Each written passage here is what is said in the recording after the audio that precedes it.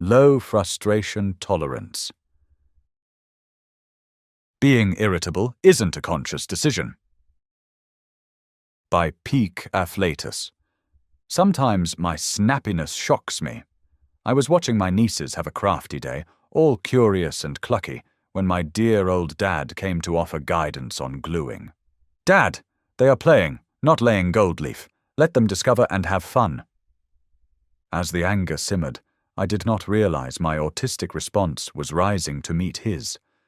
When my father waded in with expert advice on perfection and the right way to do something, I saw my younger creative self get pulled under. The split-second mental acrobatics needed to stop that pattern repeating in the next generation were already underway before I could think. It took me straight back to that beautifully crafted model he built on my behalf when I was a kid, the one I never truly felt connected to, because I'd barely touched it. The snap was an overload of memories and frustration. It is born from overwhelm, but anger is the outfit it shows up in. My nieces were unaware of the unfolding dynamics, as was I until later. My mother saw it immediately.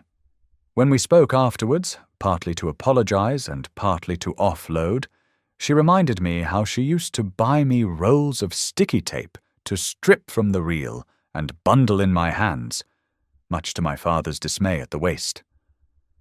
I spent the rest of the day trying to cool the rage and let it go, tangled in regret, shame, and the familiar frustration of losing control. It is not character, it is wiring. My neurological threshold sets off a visceral response before my mind can negotiate the moment. Gramps is innocently trying to help and teach. It is not about me, yet I am transported to a place I do not want others to visit. In relationships, I become the curator of other people's comfort, masking to ensure control of myself and the situation. Every now and then, the glue gets knocked and spreads everywhere. Withdrawal becomes hostility, and those around me are shocked at what looks like an overreaction. It is simply my tolerance wearing thin until it gives way.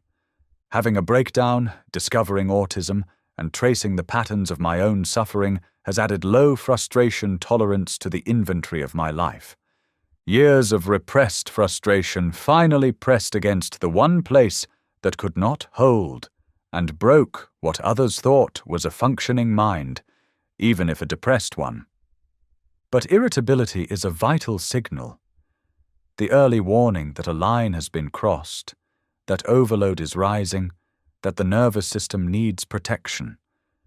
I do not know if I can avoid its visits, but frustration can be a companion worth listening to. Of all the traits people like to list, the quietest one is how sharply we turn on ourselves. I want deeply to be an ideal member of society, able to meet the expected kindness and patience others summon with ease. My masking is so finely tuned that many perceive me as supremely patient. Beneath the surface lives a subtle agitation, directed at myself as much as the world around me.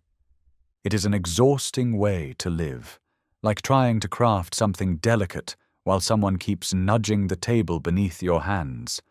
This wiring is not a flaw, it is a clue. When you finally step out of the loop of being frustrated at your own frustration, you realize you can work with it, not to perfect the craft, but to experiment with it and see what wants to arise. You have been listening to Peak Afflatus.